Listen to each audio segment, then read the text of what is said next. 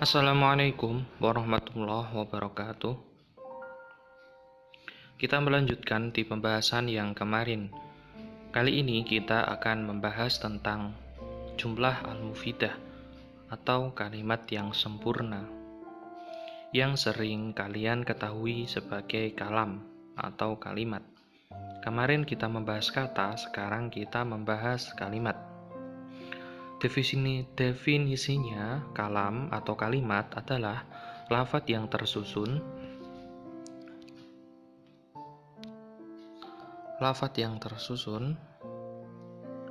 berfaedah dengan bahasa Arab. Ada 4. Yang pertama rukunnya lafadz, yaitu suara yang terdiri dari salah satu huruf hijaiyah. Yang kedua murakkab, yaitu susunan yang terdiri dari 2 kalimat atau lebih. Jadi murakkab itu nanti akan tersusun dari kata-kata. Yang ketiga yaitu mufid, bisa dipahami, dikecualikan ketika kalimat itu tidak bisa dipahami. Yang keempat yaitu wad'i ataupun disengaja. Berbeda halnya ketika mengelindur, misal dia tidak sadarkan diri atau di dalam tidurnya. Orang itu tidur terus dia berbicara tanpa ia sadari, tanpa ia sengaja, maka ia bukan kalam, maka itu bukan sebuah susunan kalam. Selanjutnya contoh, nasara zaitun mahmudan, Zaid nasara menolong, zaitun sapa Zaid, mahmudan mahmud. Di sini ada 3 kata. Pertama nasara yaitu fi'il, kalimah fi'il, zaitun kalimah isim karena ada tanwin, mahmudan kalimah isim karena ada tanwin. Nasara zaitun mahmudan itu merupakan kalam karena dia masuk dalam syarat-syarat kalam, rukun dari kalam. Yang pertama lafadz, nasara berupa lafadz ya. Nasara lafadz, zaitun juga lafadz, murakkab tersusun, jadi tersusun dari nasara, zaitun, dan mahmudan. Yang ketiga, dia harus mufid atau bisa dipahami. Ketika saya bilang nasara zaitun mahmudan, Zaid menolong Mahmud, otomatis kalian akan tahu pengertian dari kalimat ini. Berbeda halnya ketika saya hanya mengucapkan nasara, semisal menolong, kata nasara saja, pasti kalian akan bingung. Nasara menolong apa maksudnya? Tidak ada pemahaman di situ. Wad'i di sini kalimatnya disengaja dan menggunakan bahasa Arab, nasara zaitun mahmudan. Kita lanjut. Jumlah mufidah yang di atas tadi atau kalam adalah kalimat sempurna. Dalam bahasa Indonesia sering disebut dengan subjek dan predikat, minimal terdiri dari subjek dan predikat. Pembagian jumlah mufidah. Jadi kalau bahasa Arab itu ada 2 bentuk kalimat. Yang pertama jumlah ismiyah, yang kedua jumlah fi'liyah. Jumlah ismiyah itu jumlah atau kalimat yang diawali isim, mudahnya seperti itu, diawali isim atau dia terdiri dari mubtada dan khobar. Nanti saya jelaskan. Contohnya gini, Ali kan isim. Terus yang kedua Ahmadu, dia isim juga, nama, sebuah nama. Abi juga isim, maka ini adalah jumlah ismiyah. Aliyun ma'ali maridun, Ali itu sakit, utawi Ali maridun iku sakit. Ahmadu utawi Ahmad musafirun iku musafir. Kalimatnya sempurna. Nomor 2 jumlah fi'liyah yang diawali fi'il.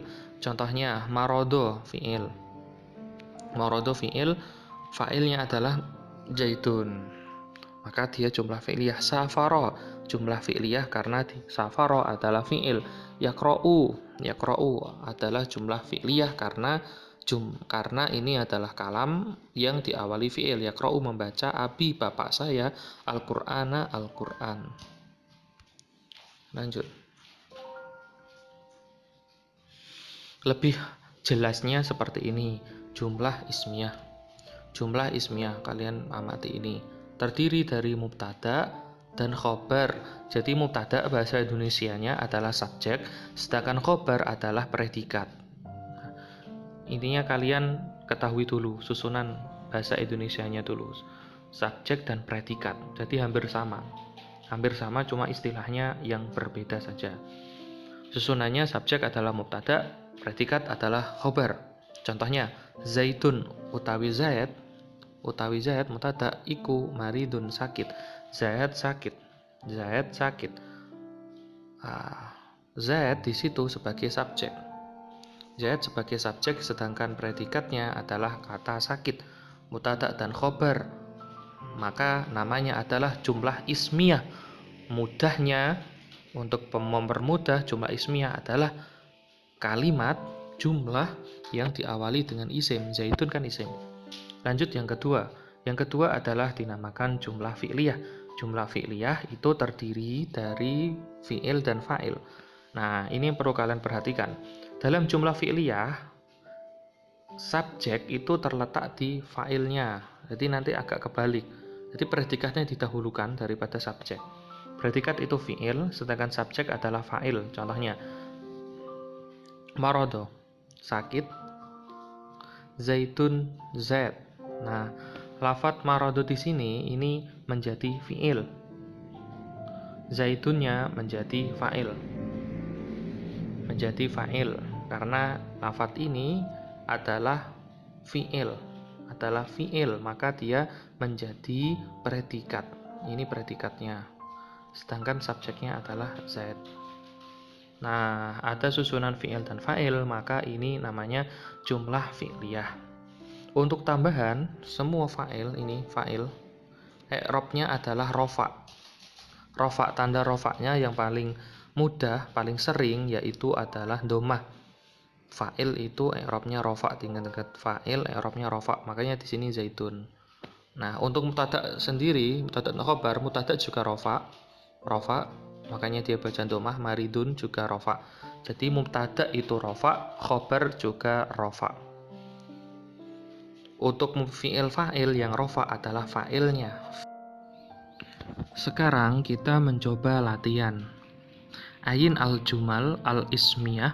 Tentukan jumlah atau kalimat al-ismiyah wal jumal al-fi'liyah, jumlah fi'liyah.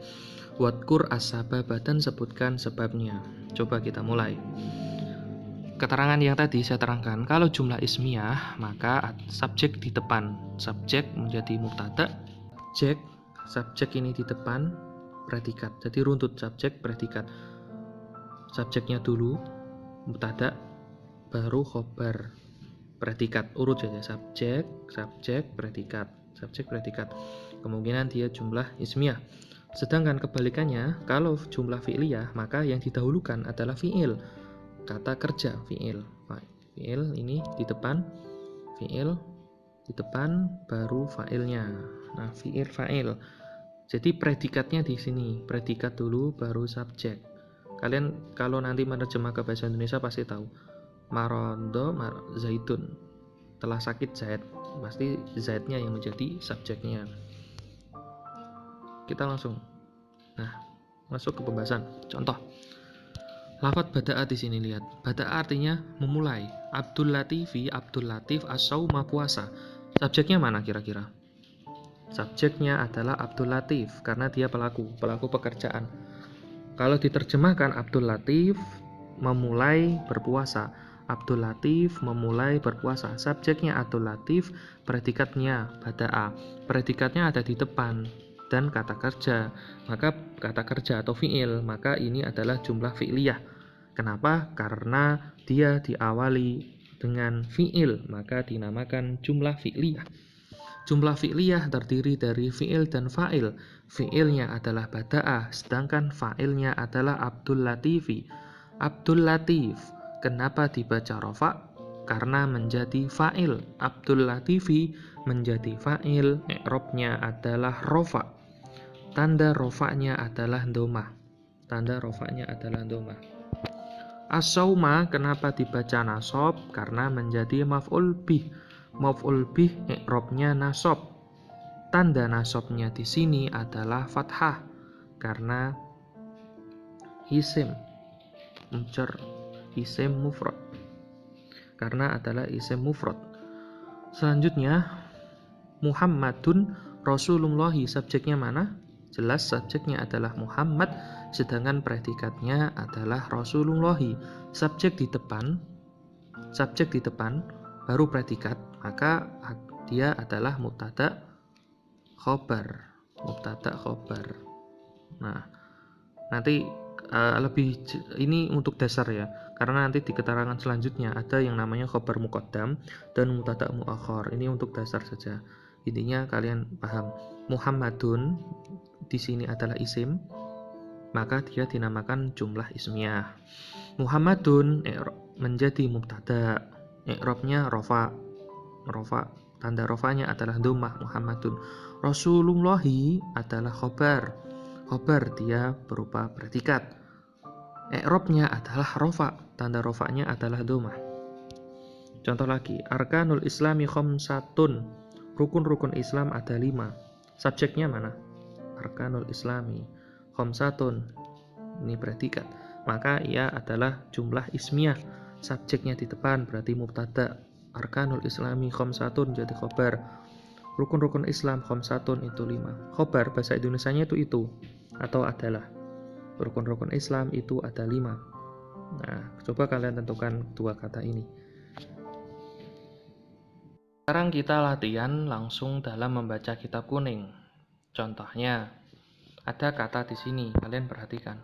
Wa sholatul idaini sunnatun muakkadatun. Jumlah apakah di sini? Kalian perhatikan dulu ya. Terjemah dulu. Sholatul idaini, sholat id menjadi subjek. Terus sunnatun muakkadatun itu menjadi predikatnya.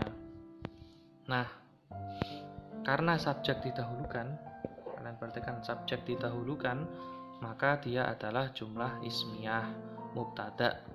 Sholatul idaini utawi sholat idin iku sunnatun muakkadatun, sunnah muakkad. Itu saja.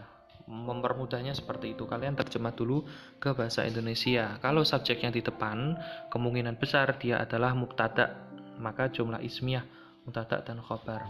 Sholatu dibaca rafa karena menjadi mubtada. Sunnatun dibaca rafa karena menjadi khobar. Selanjutnya contoh lagi.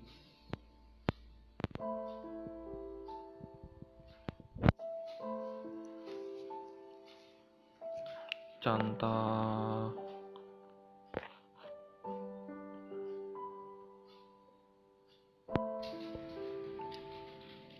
kalian perhatikan kata ini.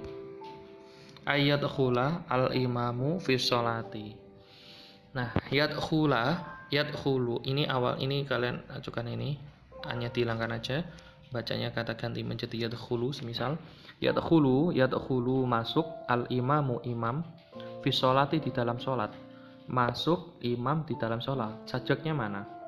Otomatis subjeknya adalah al-imamu, subjek. Predikatnya adalah yadkhulu. Predikatnya yadkhulu. Predikat ada di depan berupa kata kerja. Maka di sini adalah jumlah fi'liyah. Yakhruju kan fi'il mudhari', yakhruju fi'il mudhari'. Maka ini adalah jumlah fi'liyah, predikat. Rumus yang tadi kalian perhatikan, predikat ada di depan, maka dia adalah jumlah fi'liyah. Sedangkan al-imamu adalah fa'ilnya.